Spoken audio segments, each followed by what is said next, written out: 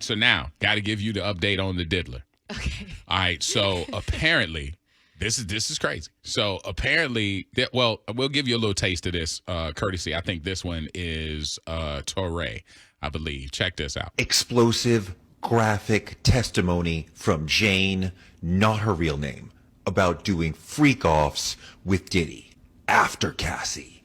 I think this trial is over. They dated from 2021 to 2024, right up to the time of his arrest. Shortly after Diddy began dating, I'm gonna stop right there for a second because I'd like to ask. He was with Young Miami, right? Was that the only one though? I don't know. Because I mean, I know he was with Young Miami in 2022. Yes. Because I went to New Year's Eve party 2022, and two people were on that couch. It was Diddy and it was Carisha. Okay. Oh God. So I don't know because nobody said she. Now when Sarah. God Don't do it. Don't do it. When Mia. Yes.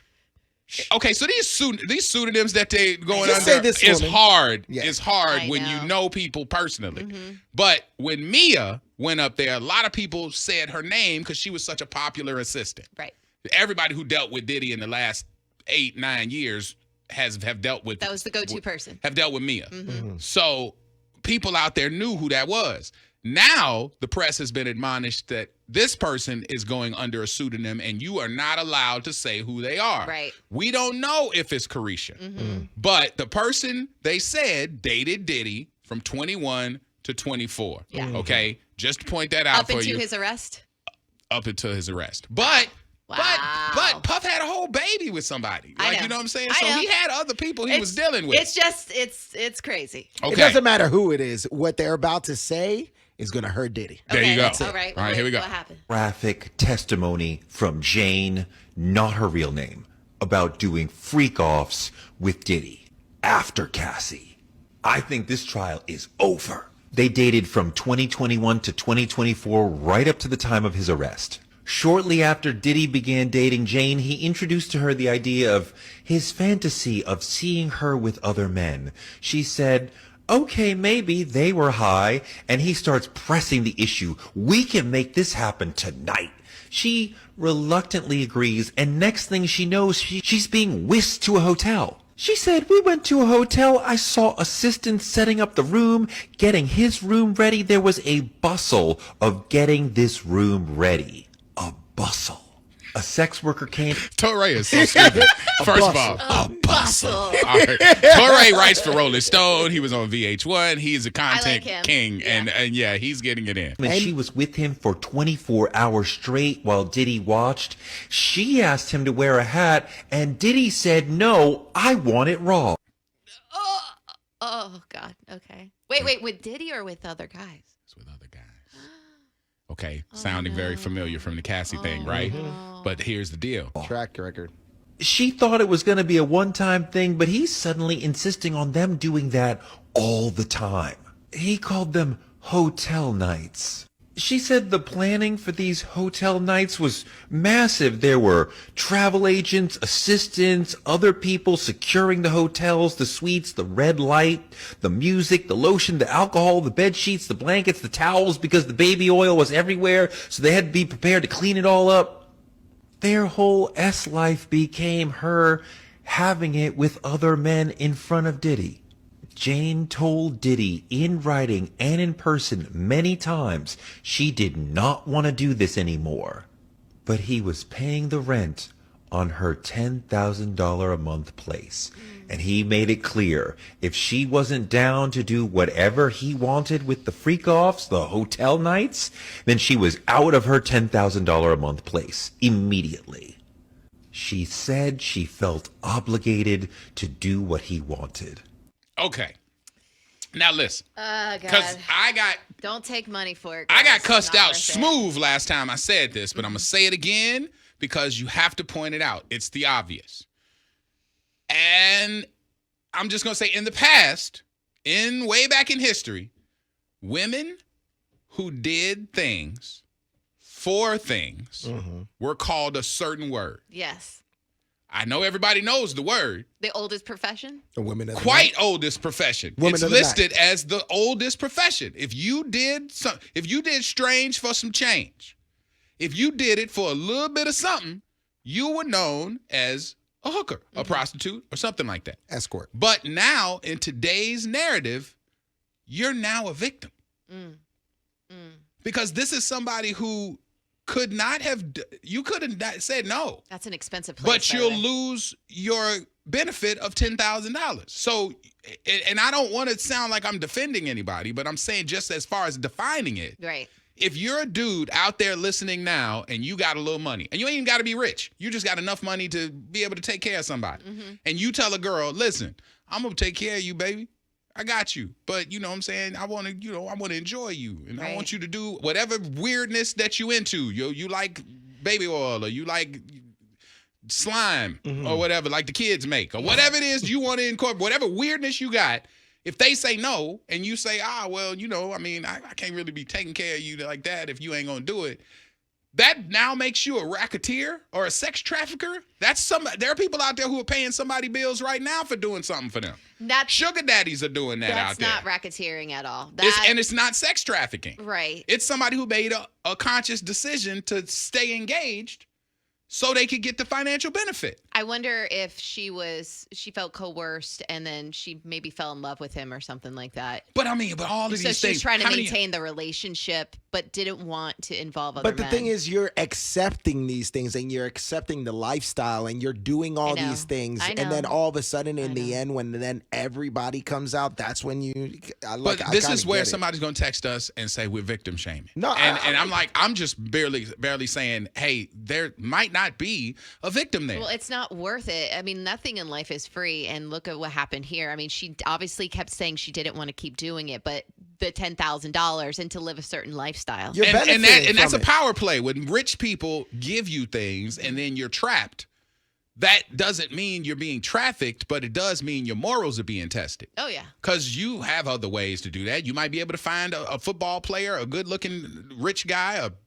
cyber tech guy, whoever, that got money that don't have these weird, strange. You might have to be down a couple months until you get re-upped. Yeah. But you don't have to deal with this dude who wants you to rub peanut butter on your feet or whatever weird thing they're into. But you're saying it's one way. You're saying it's one word it's the prostitution. It used to be prostitution. But like this text just came in at the 727. It says it's not prostitution, it's extortion, because it's like, hey, I'm giving you this so that's that not you do extortion this. though, because if $10,000 a month is the price. All right. If I'm paying you $10,000 a month and I'm like, hey, but we gonna do the sexy time stuff, that's a deal. Yeah. And you could say, hey, I don't want to do that stuff no more. And they're like, well, then you don't make the money. It's like, well, then I can't stay in this relationship. And you walk away. Yeah. That's not extortion. But we've seen that's a Diddy, price to play. We've seen Diddy in the past through this trial using force and threats in order to get his way. So, but I'm talking about this person. This Right. person ain't saying Diddy beat me, Diddy did this, Diddy made me. This person testified. Okay. Their words. Right. He was paying for my $10,000 rent. So it was just an exchange. It was an exchange. It So- wasn't. They weren't beating into this. But it was the switch up though, because in the beginning it was just them two, and then in that testimony, It wasn't though. I'm high and I'm talking to you and I'm talking to you about, man, I really want to see you with somebody. Well, I could be into that. Really? And then 30 people started working on it. And she was like, wait, I thought we was just talking. Right. I mean, we high, right? And he's like, no, we headed to the hotel. He was waiting for her to get into it. And that was his weirdness. But I'm saying her thing was she was new at it and could have said no. Right. But- So, I mean, we just have to point. I mean, it doesn't absolve him. No, But yeah. I'm saying, Right. by definition, when I was get sitting it. there, because people are going to cuss us out now. People are going to say victim shaming. People are going to say, oh, Orlando, you're terrible. I'm never listening. I used to love it. I know, because they've attacked me the last time I said it. And it made me stop talking about it. But when I saw it yesterday and I hit Torrey, I was like, man, this really don't feel like a victim. He's like, it feels like an exchange. Yes. I understand where you're coming from, but there is some manipulation in it because of the switch up after. Because it's like when you get into it, it's like, yeah, we're just in a relationship, and then now you're switching up on me. He's a total manipulator. Yeah. But what I'm just going off of is $10,000 for the act. The act didn't have to happen because he wasn't forcing her. Yeah. She was just, if you're dating, somebody out there listening to us now is dating somebody. who's going to be asked to do something this weekend that they might not want to do. Meredith is asked to do something she don't want to do weekly. And I did not get $10,000. Right. Maybe that would have happened. But stop.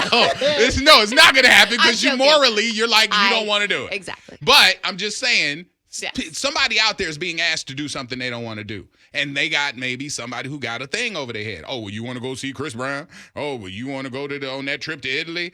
They, you know what I mean? That's happens all the time. It happens a lot in relationships. So she hasn't talked about any threats, no kind of punishment or Nothing anything. yesterday. Okay, all right, cool. So as of yesterday, yes, that sounds like An exchange.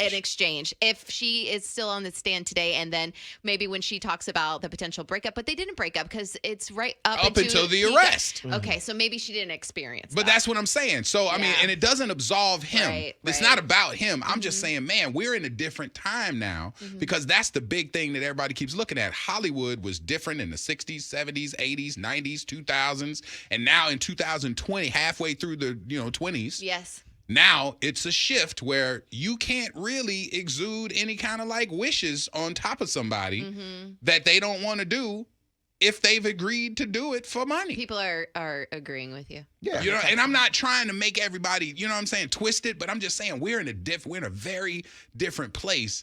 And Diddy is up there listening to these people who are testifying as a person who came into the game in the 90s.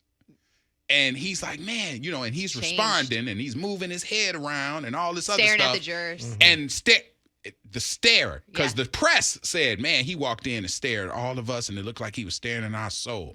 And Diddy does that to people. So now he's in there looking at the jurors and responding and looking at them and shaking his head. And the judge had to come down on him and say, they're going to take him out of the trial. They're going to have his trial for the rest of his life.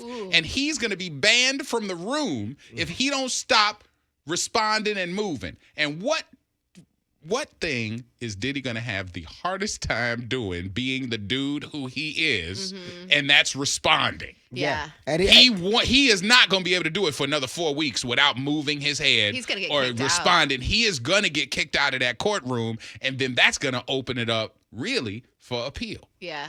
Because now you're going to tell me I'm fighting for my life and I can't be in the room because I messed around and moved. So that's going to be something as well. Because I talked to somebody yesterday. They said if they take him out and they find him guilty and send him away for life and he wasn't able to be in there to face his accusers, they're going to have that as the appellate thing. Yeah. He's going to try to appeal either way. I mean, that's the only way he could potentially get out. But it gives you more ammunition for that. Yeah, that's crazy, though. Absolutely insane. And $10,000 a month just for your apartment? My God. Yeah, and the judge thinking that banning Diddy is going to help the case is actually going to help Diddy in the end. That's what I'm saying. At appeal. Woo. That's a lot. Yeah. Can you imagine being one of those workers? Is like, oh, Diddy, you got to do this again, and you got 30 people trying to set up a in there in a hotel room? hazmat suit. That is crazy. Picking up. What about the afters? Ew. Because they've complained about they've wrecked different hotel rooms and stuff. Because afterwards, now you got all of the remnants. Baby oil. Afterwards. Yeah. Yucky. Yeah. Just saying. He is freaky. And listen, I'm fully prepared for the smoke. I know, because it'll be a weekend, Saturday and Sunday, when this replays or something. Somebody's gonna text me and be like, "I'm so disappointed." I've had more people tell me because of this Diddy trial, I don't listen to y'all no more because y'all are just toxic. I'm like, bro, we're all looking at this with fresh eyes. We didn't know any of this. Because we all have to talk about where the world is now. When you're a woman and you're asked to do certain things, realize it's a different space now. You can't be asked to do those things like now because now you're a victim.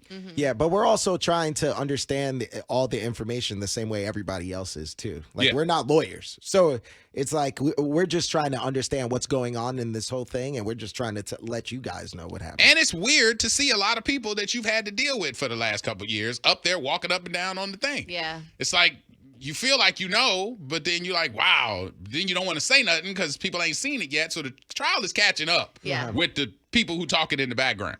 So just we'll see what happens. Take it with a grain of salt. But that's your update on the Washington breakup and the diddler. All right, we're coming back because there's a little thing we do. Yeah. Thank you for watching this video. If you want to support, like, share, subscribe.